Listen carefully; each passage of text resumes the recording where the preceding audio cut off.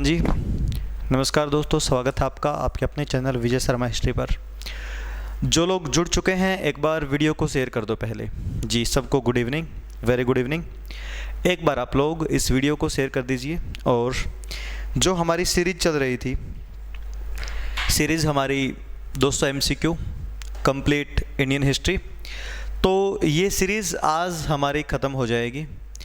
इसका मतलब ये नहीं है कि हम लाइव नहीं आएंगे, इसका मतलब ये है ये जो बेसिक क्वेश्चन थे SSC GD के लिए, कांस्टेबल के लिए, दुर्गा शक्ति के लिए, ये हमारे कंप्लीट हो जाएगी। उसके बाद रेगुलर रहेगी। यही टाइम हमारा जो 9 बजे का टाइम है, आप लोग इसको तो फिक्स कर लीजिएगा। 9 बजे डेली हमारी क्लास लगेगी। इसके बाद वर्ल्ड हिस्ट्री हम लेकर के चलेंगे। वर्ल्ड हिस्ट्री के क्वेश्चन डेली 30-40 जो भी क्वेश्चन होंगे, ठीक है, वर्ल्ड हिस्ट्री के क्वेश्चन आ रहे हैं। उसके बाद इस पे एक बेहतरीन सीरीज शुरू होगी, नेशनल MCQ की सीरीज़, नेशनल GK के MCQ की सीरीज़, ठीक है। तो आज की इस सीरीज़ को हम आगे बढ़ाते हैं। आखिरी यानी कि हम 80 क्वेश्चन कर चुके हैं, 180 क्वेश्चन कर चुके हैं। आज के जो क्वेश्चन होंगे 200 तक की सीरीज़ में, वो मॉडर्न इंडिया के क्वेश्चन होंगे। उनमें हमें थोड़ा सा डिटेल में और पढ़ना पड़ेगा, ठीक है। देखिए जी, ध्यान से सुनिए आप लोग। देखिए क्वेश्चन हो चुके हमारे 180। अब है क्वेश्चन नंबर 188। क्या आप लोग इसे सही देख पा रहे हैं? जी देखिएगा। निम्नलिखित गवर्नर जनरलों को सही कालक्रमानुसार नियोजित कीजिए।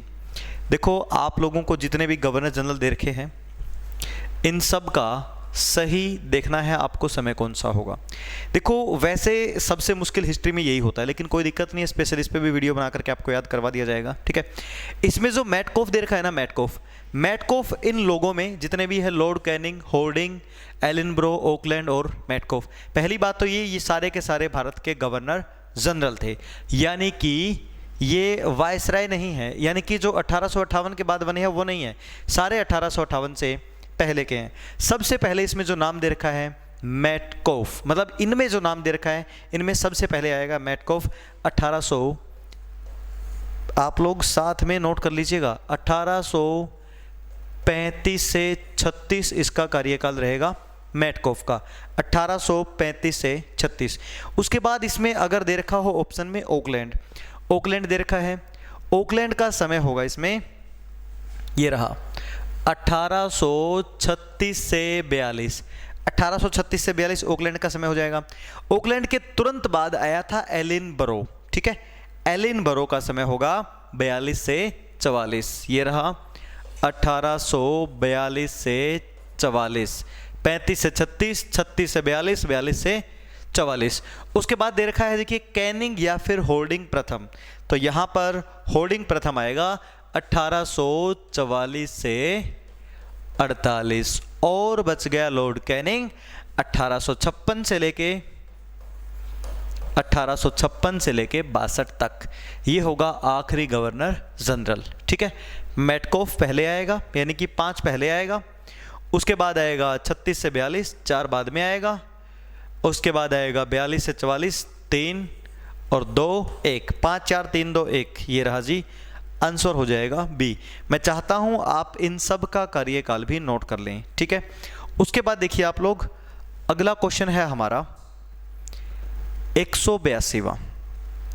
आपको देखना है ब्रह्म समाज की स्थापना 1828, आर्य समाज 1875, थियोसोफिकल सोसाइटी 1875 और रामकृष्ण मिशन 1897। अब समस्या ये है कि पहले कौन सा हुआ, मतलब आपको सही क्रम से लगाना है। सबसे पहले तो ब्रह्म समाज ए आ जाएगा। वैसे तो ए एक में ही दे रखा है, लेकिन आप लोगों को देखना है आर्य समाज और थियोसोफिकल सोसाइटी में पहले कौन सा बना। आर्य समाज की स्थापना अप्रैल में हुई थी, अप्रैल, और थियोसोफिकल सोसाइटी की स्थापना नवंबर में हुई थी। ब्रह्म समाज के संस्थापक कौन है मुझे बताइए कमेंट करके, फटाफट बताओ। Raja Ram Mohan Roy. Ramakrishna mission Swami Vivekananda. Theosophical society Helena Blavatsky. और उसके बाद आर्य समाज के दयानंद सरस्वती। तो इसमें एक पहले में दे रखा, ये रहा 1 4 3 2, ब्रह्म समाज, आर्य समाज, थियोसोफिकल सोसाइटी और रामकृष्ण मिशन। उसके बाद देखिए आप लोग अगला क्वेश्चन है, दक्षिण अफ्रीका से लौटने के पश्चात गांधी जी ने प्रथम सफल सत्याग्रह कौन सा किया था? देखिए जी, गांधी जी 1893 में गए थे south Africa. Gandhi ji south Africa चले गए थे 1893 में और साउथ अफ्रीका से लौट के आए 1915 में। आने के बाद गांधी जी ने कौन सा सफल जो है सत्याग्रह किया था? तो देखो, इसमें दांडी जो मार्च है ये 1930 में हुआ था, बारदोली सत्याग्रह 1928 में हुआ था, चोरा चोरी कांड 1922 में हुआ था और चंपारण सत्याग्रह 1917 में हुआ था। तो सफल सत्याग्रह गांधी जी का पहला चंपारण सत्याग्रह। मेरी बात सुन लो, 1917 में जो चंपारण सत्याग्रह दे रखा है, इसका मतलब क्या था? 3 कठिया सिस्टम एक लागू कर रखा था बिहार में। 3 कठिया सिस्टम, कट्ठा होता है एक जमीन का टुकड़ा, यानी कि अगर किसी के पास 1 बीघा जमीन है तो उसके पास 20 कट्ठा जमीन है। अंग्रेजों ने एक परंपरा लागू कर रखी थी कि 20 कट्ठा में से 3 कट्ठा पर नील की खेती करनी है, उसका आपको रेंट भी मिलेगा। ये नील सारा का सारा यूरोप में बेचा जाता था। यूरोप के बाजारों में जर्मनी की आर्टिफिशियल डाई तैयार होकर आ गई, अंग्रेजों का नील फीका पड़ गया। अंग्रेजों ने नील के दाम कम करने के लिए भारत में किसानों का रेंट कम कर दिया और ज़बरदस्ती अब 3 कठिया सिस्टम जारी रखा। तब इसके खिलाफ किसान पहुंच गए थे जी, आंदोलन कर रहे थे। तब गांधी जी गए थे चंपारण में और इसके खिलाफ सत्याग्रह किया था और ये 3 कठिया सिस्टम बंद किया था। उसके बाद है देखो चोरा चोरी कांड। जब असहयोग आंदोलन चल रहा था तो यूपी के चोरा चोरी में करीब आंदोलन करने वालों ने एक पुलिस स्टेशन के अंदर करीब 20 पुलिस वाले और एक चौकीदार को जिंदा जला दिया था। इसको चोरा चोरी बोलते हैं। दांडी मार्च गांधी जी ने 12 मार्च से शुरू होकर के 6 अप्रैल तक की यात्रा की थी। साबरमती से दांडी तक लगभग 24 दिन तक पैदल गए थे और वहां जाकर के नमक कानून को तोड़ा था। इसको दांडी मार्च बोलते हैं। 1928 में बारदोली सत्याग्रह गुजरात में किसानों का टैक्स बढ़ा दिया गया था जी 30%। किसान दुखी थे, इतना टैक्स नहीं दे पाए थे। तब जाकर के सरदार पटेल यहाँ पर मुख्य रोल में रहेंगे और यहाँ पर जो टैक्स है वो 6.03 से भी कम करवा दिया गया था। तो ये सारे के सारे सत्याग्रह, इनमें सबसे सफल सत्याग्रह गांधी जी का 1917 और गांधी जी का पहला सत्याग्रह बोला जाए जीवन में तो 1907 साउथ अफ्रीका में। उसके बाद देखिए आप लोग, 1943 में आज़ाद हिंद फौज INA, Indian national army, Indian national army की स्थापना 1942 टोक्यो में हो गई थी। टोक्यो में हो गई थी और इसके गठन करने वाले हैं रास बिहारी घोष। रास बिहारी बोस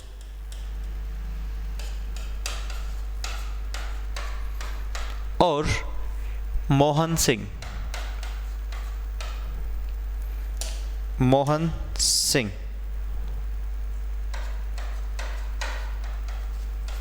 लेकिन इसका पुनर्गठन किया था 1943 में नेताजी सुभाष चंद्र बोस सिंगापुर में। अब पूछा क्या है, पुनर्गठन या गठन नहीं पूछा, लेकिन ये पूछ रखा 1943 में आज़ाद हिंद फौज का अस्तित्व में आई। 43 में आई थी तो नेताजी सुभाष चंद्र बोस द्वारा सिंगापुर में, अदरवाइज जापान के टोक्यो में 1942 में स्थापना हो गई थी। ठीक है। उसके बाद गदर पार्टी का नेता इनमें से कौन था? गदर पार्टी की स्थापना बहुत बार पूछी गई है। 1913 सैन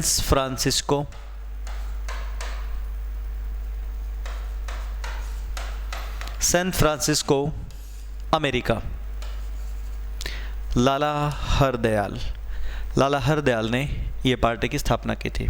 गदर पार्टी की स्थापना, गदर मूवमेंट भी बोलते हैं इसको। उसके बाद है लाल बाल पाल त्रिगुट। जो तीनों है ना, ये तीनों गरम दल के नेता थे। अब पूछा ये गया है क्या इन तीनों में से कोई कांग्रेस का अध्यक्ष रहा है? बाल गंगाधर तिलक के कांग्रेस के अध्यक्ष बनने के 2 चांस बने थे, 1906 और 1907। 6 में जबरदस्ती बना दिया गया, दादा भाई नौरोजी को 6 में बन नहीं पाए। 7 में डल गई फूट, क्योंकि सूरत बॉम्बे प्रेसिडेंसी में आता था और तिलक भी बॉम्बे प्रेसिडेंसी के ही थे। तो तिलक इस हिसाब से कांग्रेस के अध्यक्ष नहीं बन पाए सूरत में भी। तो 2 मौके थे, 2 गवा दिए। बिपिन चंद्र पाल ने राजनीति छोड़ दी थी, चौथा ऑप्शन है ही नहीं, बच गए लाला लाजपत राय। लाला लाजपत राय ने कांग्रेस के 1920 के स्पेशल सेशन की अध्यक्षता की थी। देखो वैसे तो हर साल दिसंबर के महीने में होता है एक सेशन, लेकिन उससे पहले ही हो जाएगा। स्पेशल सेशन की अध्यक्षता की थी, एक विशेष अधिवेशन हुआ था और ये विशेष अधिवेशन कलकत्ता में हुआ था। तो कलकत्ता के विशेष अधिवेशन में लाला लाजपत राय ने कांग्रेस की अध्यक्षता की थी। एक बार मुझे कमेंट करके बता सकते हैं महात्मा गांधी ने कांग्रेस की अध्यक्षता कब की थी और कहाँ की थी? फटाफट बताइए, कांग्रेस की अध्यक्षता महात्मा गांधी ने कब और कहाँ की थी? बताइए फटाफट।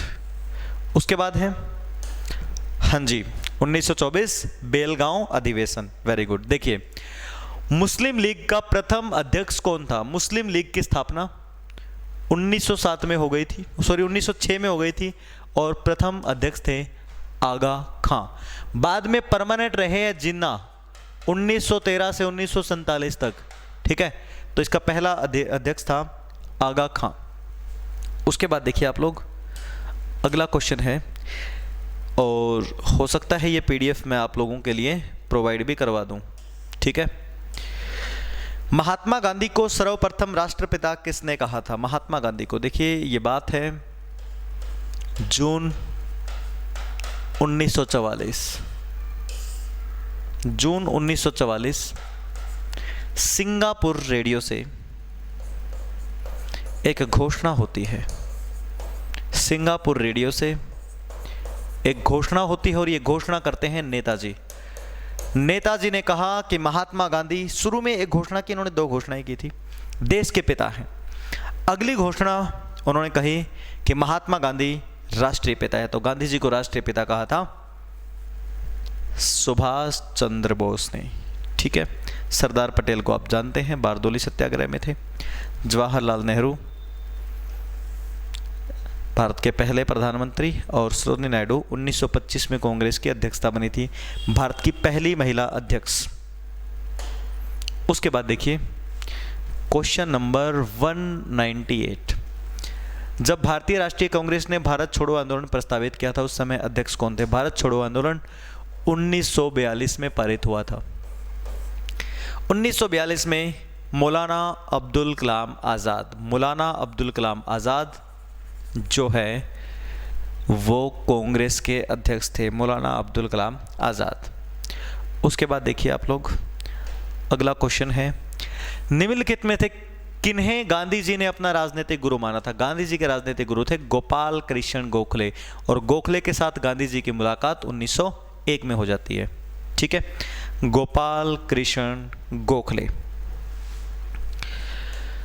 लाल कुर्ती दल संगठित किया गया था, सुनिए मेरी बात। लाल कुर्ती दल ये वैसे तो 1929 में ही संगठित कर लिया गया था। इसी के एक दल को बोलते हैं खुदाई खिदमतगार, खुदाई खिदमतगार। और इसके मेन जो रोल होगा इसमें खान अब्दुल गफार खान, खान अब्दुल गफार खान ने शुरू किया था। जिस वक्त भारत में सविनय अवज्ञा आंदोलन चल रहा था, इसी लाल कुर्ती दल ने सीमा पार यानी कि पाकिस्तान के एरिया में आंदोलन को जारी रखा था। और यह आंदोलन अंग्रेज़ों को निकालने के लिए था, स्वतंत्र नहीं जी, पाकिस्तान का सृजन के लिए नहीं, अंग्रेज़ों को निकालने के लिए। बिल्कुल सही है, ठीक है। स्वतंत्रता के पश्चात भारत को एक साम्यवादी देश बनाना, नहीं जी, तो अंग्रेज़ों को निकालने के लिए था। इसके जो मेन लीडर थे उनका नाम है खान अब्दुल गफार खान। यहाँ तक कोई दिक्कत किसी को? बताइए एक बार।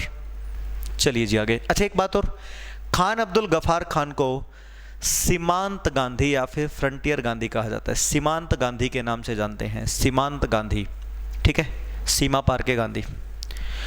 उसके बाद देखिए जी, रोलेट एक्ट भारत में लागू किया गया था। रोलेट एक्ट, रोलेट एक्ट क्या है मैं आपको बता देता हूँ। रोलेट एक्ट, ध्यान से समझ लेना पूरी बात। ब्रिटेन में एक जज था, ब्रिटेन में एक जज था जिसका नाम था सिडनी रोलेट। सिडनी रोलेट नाम का एक जज, जिसने एक कानून बनाया।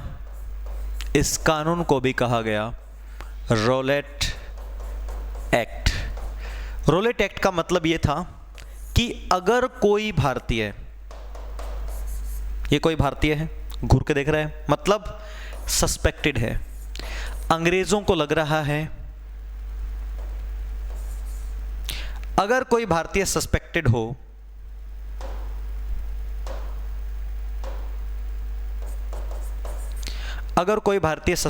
जिस पे डाउट हो, उसको अरेस्ट कर लो, जेल में डाल दो उसको अरेस्ट करके ले जाओ एक स्पेशल कोर्ट में ले जा करके उसको सजा दे दी जाएगी 2 साल की। अगर कोई भारतीय पे शक है कि ये क्रांतिकारी गतिविधि कर सकता है तो उसको अरेस्ट करके स्पेशल कोर्ट में ले गए विदाउट एनी वारंट, किसी वारंट के साथ नहीं, बिना किसी वारंट के सस्पेक्टेड व्यक्ति को गिरफ्तार कर लिया। तुरंत स्पेशल कोर्ट बनी, टेम्परेरी कोर्ट बनी, उस कोर्ट ने उसको सजा सुना दी 2 साल की। अब 2 साल तक अरेस्ट किए हुए व्यक्ति को ना कोई अपील, नो अपील, नो वकील और नो दलील, ना कोई वकील होगा, ना अपील होगी, ना कोई दलील होगी। ऐसे कानून को कहा गया भारत में काला कानून, और इसके खिलाफ जगह जगह विरोध प्रदर्शन हुए और इसी का रिजल्ट था जलियांवाला बाग हत्याकांड। ठीक है, तो आपको समझ में आ गई होगी। पूछ लिया जाता है ये रोलेट एक्ट किसने बनाया था। एक जज का नाम है सिडनी रोलेट के नाम पे ये एक्ट का नाम पड़ा था। ठीक है, चलिए जी आगे देखते हैं। अगला क्वेश्चन हमारा यही है, 1919 रोलेट एक्ट। उसके बाद है जलियांवाला बाग हत्याकांड हुआ था। जलियांवाला बाग हत्याकांड रोलेट एक्ट के विरोध में ही 13 अप्रैल 1919। चलिए इसकी भी मैं आपको कहानी सुना देता हूँ, बड़ी मज़ेदार कहानी है, ध्यान से सुनिएगा एक एक बात। ठीक है, सुनिए जी। रोलेट एक्ट आ गया भारत में, रोलेट एक्ट आ गया जी, और इस एक्ट के खिलाफ पूरे देश में माहौल गर्म हो गया। एक एक बात ध्यान से समझना आप लोग। इस एक्ट के खिलाफ पूरे देश में माहौल खराब हो गया और जगह जगह आंदोलन होने शुरू हो गए।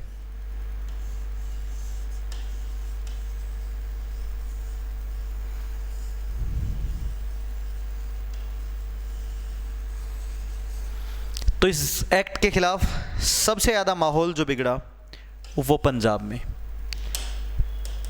में माहौल ख़राब हो गया और अंग्रेज़ों ने तुरंत प्रभाव से, ध्यान से सुनना, 4 अप्रैल 1919 पंजाब में मार्शल लॉ लागू कर दिया। मार्शल लॉ का मतलब ज़्यादा लोग इकट्ठे नहीं होंगे। पंजाब में मार्शल लॉ लागू कर दिया 4 अप्रैल को, और 4 अप्रैल को ही पंजाब में महात्मा गांधी पर प्रतिबंध लगा दिया। जैसे ही 1919 में रोलेट एक्ट आता है, देश में माहौल खराब हुआ। 4 अप्रैल 1919 को मार्शल लॉ लागू कर दिया वहां के लेफ्टिनेंट गवर्नर माइकल डायर ने। तब महात्मा गांधी पे भी बैन कर दिया, गांधी जी पंजाब में नहीं आएंगे। ठीक है जी। उसके बाद गांधी जी ने कहा कोई बात नहीं, हम कहीं और चले जाएंगे। 6 अप्रैल 1919 महात्मा गांधी ने सत्याग्रह सभा बनाई। महात्मा गांधी ने सत्याग्रह सभा बनाई और ये सभा लेकर के गांधी जी चले दिल्ली के लिए। अब गांधी जी बाय ट्रेन दिल्ली जा रहे थे, लेकिन रास्ते में ही गांधी जी को उठा लिया गया। 10 अप्रैल 1919, ध्यान से सुनो, 4 अप्रैल को पंजाब में मार्शल लॉ लागू होता है। 6 अप्रैल को गांधी जी ने सत्याग्रह सभा बनाई। ये सभा दिल्ली जाकर के सत्याग्रह करेगी रोलेट एक्ट के खिलाफ। 4 अप्रैल 1919 पलवल से गांधी जी को अरेस्ट कर लिया गया। हरियाणा में ये गांधी जी की पहली गिरफ्तारी होती है 10 अप्रैल 1919। यहाँ 4 अप्रैल को मार्शल लॉ, 10 अप्रैल को गांधी जी को गिरफ्तार कर लिया। अब गांधी जी जेल में चले गए। उसके बाद पंजाब के 2 नेता 11 अप्रैल 1919 गांधी जी की गिरफ्तारी के तुरंत बाद पंजाब के 2 नेताओं ने आवाज उठाई, क्या सिस्टम है ये, सबको उठाते जा रहे हो आप। एक नेता का नाम था सैफुद्दीन, दूसरे का नाम था सत्यपाल मलिक। इन दोनों को अरेस्ट करके धर्मशाला भेज दिया। धर्मशाला कहाँ? हिमाचल प्रदेश में। हिमाचल प्रदेश के धर्मशाला में इनको अरेस्ट करके भेज दिया। देखो कितना तरीके से काम होता है। 4 तारीख को पंजाब में मार्शल लॉ, 6 तारीख को गांधी जी ने सभा बनाई, 10 तारीख को गांधी जी गिरफ्तार हो गए, 11 तारीख को पंजाब के 2 नेता गिरफ्तार हो गए और 2 दिन बाद बैसाखी का मेला था। 2 दिन बाद बैसाखी का मेला था जलियांवाला बाग के अंदर। जलियांवाला बाग में एक ही गेट है और उस मेन गेट से लोग अंदर गए। हज़ारों लोग थे। ये घटना है 13 अप्रैल 1919 की। 13 अप्रैल 1919 जनरल डायर को इस बात की खबर लगी। 13 अप्रैल जनरल डायर अपने 50 सिपाहियों के साथ आता है, 25 को उधर 25 को इधर तैनात करता है। अंदर जा कर के डायरेक्ट आदेश देता है फायर। जितने भी भारतीय थे सबको निपटा दिया गया था। यहाँ पर हज़ारों लोग मारे गए थे। लेकिन बाद में जब हंटर कमेटी बैठाई गई, हंटर कमेटी की रिपोर्ट बताती है कि केवल 379 लोग मारे गए थे और 1200 घायल हुए थे। ठीक है, तो ये थी घटना जलियांवाला बाग हत्याकांड। और ये कब हुई थी? 13 अप्रैल 1919। उसके बाद देखिए जी आगे है, दांडी मार्च शुरू किया गया था। दांडी मार्च क्या है? दांडी मार्च मेरी बात सुन लीजिए पहले, क्या है दांडी मार्च? दांडी मार्च 12 मार्च 1930 गांधी जी ने साबरमती आश्रम से यात्रा शुरू की कि भाई मैं अब बड़ा आंदोलन करूंगा और ये आंदोलन अब की बार क्या होगा? नमक कानून, कानून तोड़ेगा। तो हमें ऐसे कानून को तोड़ने से शुरुआत करनी है जो लोगों के, आम लोगों के यूज में भी हो। तो नमक गरीब और अमीर सब खाते हैं। गांधी जी ने कहा हम नमक से शुरुआत करेंगे। 12 मार्च को गांधी जी यात्रा शुरू करते हैं और 24 दिन बाद, 24 दिन की यात्रा गांधी जी पैदल करते हैं। 24 दिन बाद गांधी जी गुजरात में ही दांडी नाम की जगह पर पहुंचते हैं, दांडी समुद्र तल पर, और वहां जाकर के नमक कानून को तोड़ दिया जाता है। नमक कानून तोड़ के गांधी जी ने शुरू कर दिया था एक नया आंदोलन जिसका नाम है सविनय अवज्ञा आंदोलन। सविनय अवज्ञा आंदोलन यहीं से शुरू होता है। ठीक है, 6 अप्रैल को शुरू किया था गांधी जी, 5 तारीख को पहुंच गए थे। अगले दिन सुबह सुबह ये काम किया था। ठीक है, 24 दिन की यात्रा थी और गांधी जी के साथ इस यात्रा में 78 लोग शामिल हुए थे। 78 लोग शामिल हुए थे गांधी जी के साथ इस यात्रा में। हो सकता है मैं आप लोगों को ये मैप भी दिखा दूं, क्या पता अवेलेबल हो। देखिए जी, ये वो रूट है गांधी जी का, लगभग 300 किलोमीटर में। देखिए आप लोग ध्यान से समझ लो एक बार। यहां है गांधी जी का साबरमती आश्रम, ये लिखा हुआ साबरमती आश्रम। यहां से गांधी जी पैदल पैदल होते हुए और दांडी तक पहुंचे थे। गांधी जी यहां से चले थे 12 तारीख को। कब चले हैं? 12 मार्च। और यहाँ गांधी जी पहुँच गए थे 6 अप्रैल को, सुबह सुबह काम शुरू कर दिया 6 अप्रैल को, और दांडी में जाकर के नमक कानून तोड़ दिया। इस घटना को बोलते हैं नमक कानून या फिर दांडी मार्च या फिर दांडी यात्रा। और इसी के साथ शुरू किया था गांधी जी ने सविनय अवज्ञा आंदोलन। पूछा क्या है? दांडी मार्च शुरू किया गया था नमक कानून के समर्थन हेतु? बिल्कुल नहीं। नमक कानून तोड़ने हेतु? बिल्कुल जी। रोलेट एक्ट का तो इसमें कोई संबंध था ही नहीं, तो नमक कानून तोड़ने हेतु। पूरी बात समझ में आ गई। अब देखिए अगला क्वेश्चन क्या है हमारा, ये डायरेक्ट चीजें पूछी जाएंगी पेपर में। भारतीय राष्ट्रीय कांग्रेस का लाहौर अधिवेशन कब हुआ था? लाहौर में अधिवेशन राष्ट्रीय कांग्रेस का 1929 में होता है, रावी नदी के तट। अध्यक्षता की थी जवाहरलाल नेहरू ने। और ये अधिवेशन अपने आप में इसलिए खास है, यहां पर डिमांड की गई थी पूर्ण स्वराज की, पूर्ण स्वराज की मांग। पहले तो हम मांगते थे सिर्फ स्वशासन, और अब मांगा है पूर्ण स्वराज। पूरी तरह आज़ादी दो, स्वशासन से कोई मतलब नहीं है हमें। तो पूर्ण स्वराज की मांग की गई थी 1929 लाहौर अधिवेशन में ही। और इसी के तुरंत बाद, ध्यान से सुनना ये बात, 26 जनवरी 1930, ये दिसंबर 1929 में होता है, अगला महीना जनवरी का आ गया। 26 तारीख को 1930 में, 1930 में नेहरू जी ने रावी नदी के तट पर तिरंगा लहराया था। और तभी मान लिया था कि हमारा देश स्वतंत्र हो गया। तो यहां से ये 26 जनवरी का जो दिन है ना, यहां से उठाया गया कि ये हमारा पहला स्वतंत्रता दिवस था। बहुत बार पेपर में भी आया है, इस देश ने पहला स्वतंत्रता दिवस कब मनाया? 15 अगस्त 1947? नहीं, 15 अगस्त 1947 को नहीं, 26 जनवरी 1930 को। और जब 24 जनवरी 1950 को संविधान बनकर के तैयार हो गया था, वैसे तो तैयार हो गया था 26 नवंबर 1949 को, 24 जनवरी को आखिरी बैठक ली गई थी। तो नेहरू जी ने कहा था हम संविधान को लागू उसी दिन करेंगे। 26 जनवरी का दिन हमारे लिए ऐतिहासिक है क्योंकि हमने झंडा लहराया था, इसलिए 26 जनवरी को गणतंत्र दिवस भी मनाया गया बाद में। ठीक है, तो पूछा क्या गया है, लाहौर अधिवेशन कब हुआ था? तो जी लाहौर अधिवेशन हुआ है 1929 में। ठीक है, 1929 में। संविधान सभा के सदस्यों का चुनाव कैसे हुआ था? संविधान सभा के, नहीं जी बिल्कुल नहीं, डायरेक्ट इलेक्शन तो था ही नहीं वो। भारतीय राष्ट्रीय कांग्रेस के नामांकन द्वारा नहीं जी, भारतीय राज्यों के शासकों के नामांकन द्वारा नहीं, प्रांतीय सभाओं द्वारा। बिल्कुल, एक तो हो गया केंद्र, और जो प्रांतों में सभाएं हैं ना, तो प्रांतों की सभाओं में जो लोग चुने हुए हैं वो वोटिंग करेंगे। ठीक है, संविधान सभा में वो लोग वोटिंग करेंगे। और एक बात और सुन लीजिए, प्रांतीय सभाओं द्वारा चुनाव तो हो गया। संविधान सभा की टोटल सीट थी 389। कितनी सीटें थी टोटल? 389, जिसमें से 208 कांग्रेस के लिए, 208 कांग्रेस लेकर के आएगी, और करीब 73 all India AIML, all India Muslim league, 15 सीटें अन्य, और 93 जो है रियासत रजवाड़े। तो ऐसा है जी, रियासतों को अलग अलग कर दें अगर, तो ये बच गई लगभग 296। इन सीटों पर इलेक्शन हुआ था। इलेक्शन इन सीटों पर होना था, मतलब ये चुन करके आनी थी, और ये नॉमिनेटेड थे और ये इलेक्टेड थे। ठीक है, 296।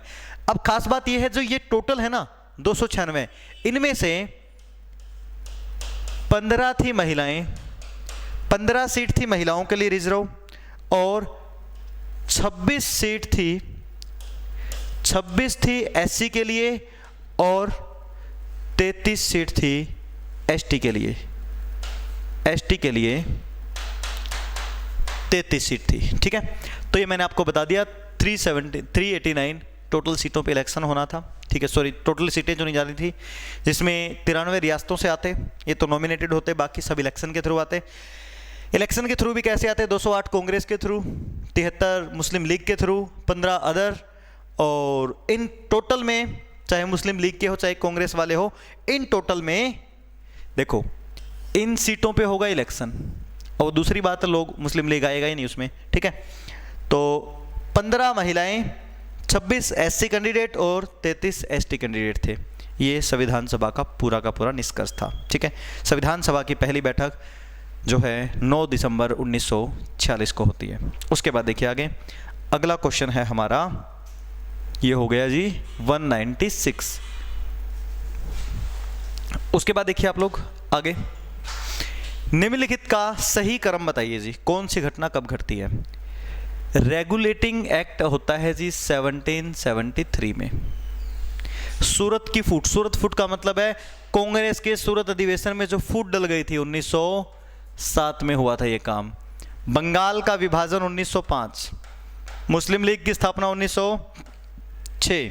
तो सबसे पहले क्या आएगा? फर्स्ट, सबसे पहले क्या आएगा? देखिए जी आप लोग, रेगुलेटिंग एक्ट आएगा, एक आएगा जी, बिल्कुल एक तो सब में ही है। उसके बाद आएगा सी किस में है? इसमें भी है जी, इसमें भी है। 1 3, उसके बाद आएगा 4, और उसके बाद आएगा 2। 1 3 4 2, 13 42 ये रहा जी। ठीक है, आंसर होगा बी। ठीक है, 197 का आंसर होगा बी। देख लीजिए आप लोग, यही बनेगा ना। रेगुलेटिंग एक्ट 1773, सूरत फूट 1907, बंगाल विभाजन 1905, मुस्लिम लीग की स्थापना 1906। तो पहले क्या हुआ? पहले रेगुलेटिंग एक्ट आया, एक पहले आएगा, उसके बाद 3 आएगा, 1 3 4 2, 1 3 4 2 यही आएगा जी। ठीक है, उसके बाद देखिए आप लोग अगला क्वेश्चन, अगला क्वेश्चन है मेरा अंतिम उद्देश्य प्रत्येक व्यक्ति की आंख से आंसू पोंछना होगा, यह निम्नलिखित में से किसका कथन था? मेरा आखिरी उद्देश्य हर एक व्यक्ति की आंख से आंसू पोंछना है, ये उद्देश्य मोहनदास करमचंद गांधी का होगा। उसके बाद चलिए जी अगला क्वेश्चन, तुम मुझे खून दो मैं तुम्हें आज़ादी दूंगा, यह नारा सिंगापुर में जाकर के नेताजी सुभाष चंद्र बोस ने दिया। एक्चुअल में खून का मतलब खून नहीं मांग रहे थे वो, तुम मुझे खून दो, अपने बच्चे दो मुझे, मैं उनको भर्ती करूंगा सेना में और तुम्हें आज़ादी दिलवाऊंगा, ठीक है। उसके बाद इन्होंने यहां पर एक नारा और दिया था, दिल्ली चलो दिल्ली चलो। आजकल जब कोई आंदोलन होते हैं तो पर्चों पे लिखा होता है ना, पहुंचो दिल्ली चलो दिल्ली, तो ये दिल्ली चलो का नारा नेताजी सुभाष चंद्र बोस का ही था। आखिरी क्वेश्चन हमारा, किन दो नेताओं ने भारत में दौरा कर सामाजिक उत्थान का कार्य किया? भारत में जगह जगह जाकर के सामाजिक उत्थान का कार्य किया। गोपाल कृष्ण गोखले, मोतीलाल नेहरू कांग्रेस तक सीमित, बिपिन चंद्र पाल, अरविंद घोष कांग्रेस में ही, जवाहरलाल नेहरू, सुभाष चंद्र बोस, गांधी और तिलक। देखो अगर वैसे तो सबका नाम आएगा लेकिन प्रेफरेंस पे अगर दें तो महात्मा गांधी और तिलक का नाम ही आएगा। तो दोस्तों आज हम लोगों ने, मेरी बात सुन लीजिए, आज हम लोगों ने टोटल आपके 200 क्वेश्चन कवर कर लिए हैं। आज के सेशन में हमारे 200 क्वेश्चन कवर हो चुके हैं। अभी आगे जो हमारी सीरीज चलेगी वर्ल्ड हिस्ट्री हम कंटिन्यू रखेंगे, ये मैंने इनके लिए करवा दिया। उसके बाद सुन लीजिए आप लोग, हिस्ट्री ऐसा नहीं है कि ख़त्म हो गई, नहीं जी। आगे जो हमारा टारगेट है, ग्राम सचिव, पटवारी, एसएससी जीडी, दुर्गा शक्ति, ध्यान से सुन लो अब, दुर्गा शक्ति, और उसके बाद हरियाणा पुलिस कांस्टेबल जो मेल का रहता है एग्ज़ाम, सीईटी, इन सब के लिए डेली 9 बजे अब 2 सेशन चला करेंगे। एक गुड न्यूज़ है आप लोगों के लिए, 2 सेशन चला करेंगे इस वीक। तो अगर मैं कहूं कि जैसे कल से वर्ल्ड हिस्ट्री एमसीक्यू, और उसके बाद डेली बेस पे आपको 2 वीडियो मिलेंगी। एक नेशनल जीके जिसमें हिस्ट्री, पॉलिटी, ज्योग्राफी और अदर, और एक साइंस एमसीक्यू, ये भी MCQ, GK MCQ, science MCQ, जिसमें फिजिक्स, केमिस्ट्री और बायो, ये 2 सीरीज आपकी डेली चलेंगी 9 बजे, ठीक है। एक 9 से 9:30 चल जाएगी, एक 9:30 से 10 चल जाएगी, ऐसा भी करेंगे, ठीक है। तो लगभग 30 से 40 क्वेश्चन, यानी कि डेली कंप्लीट। देखो यार ऐसा है, एचएसएससी का कोई भी एग्जाम हो, 27 के करीब जो है कंप्लीट जीके के क्वेश्चन आते हैं। सिर्फ इंडिया जीके की बात कर रहा हूँ, हरियाणा जीके नहीं, इंडिया जीके, साइंस हो या फिर कुछ भी हो। तो डेली आपको साइंस और ये national GK, history, polity, geography, इन सब की क्लास मिलेगी। लेकिन पहले वर्ल्ड हिस्ट्री फिनिश होगी हमारी। वर्ल्ड हिस्ट्री का हमारा टारगेट है लगभग 250 क्वेश्चन कवर करवा के इन पे शुरू हो जाएंगे हम डेली। आपको अगर मैं बात करूं इंडिया जीके के 50 क्वेश्चन के लगभग और साइंस के 40 के लगभग क्वेश्चन, डेली 90 क्वेश्चन होंगे। और ध्यान से सुनो, साइंस के क्वेश्चन विनय सर करवाएंगे जो कि हरियाणा पुलिस में सब इंस्पेक्टर हैं, और जीके के क्वेश्चन मैं करवाऊंगा, ठीक है। तो भाई हमारा कंसेप्ट चलेगा यही। तो आप लोगों से भी ये रिक्वेस्ट है कि आप लोग वीडियो को ज़्यादा से ज़्यादा शेयर करें, लाइक करें, और हर बच्चा जिसको सच में दिल से ये वीडियो देखने का मन करता है वो इसका लिंक स्टेटस पर भी लगाएगा, ठीक है। बार बार ये बात मैं कहना नहीं चाहता, लेकिन आप लोग लगाइएगा ज़रूर। तो thank you very much, bye bye, मिलते हैं बहुत जल्द अगली किसी क्लास में।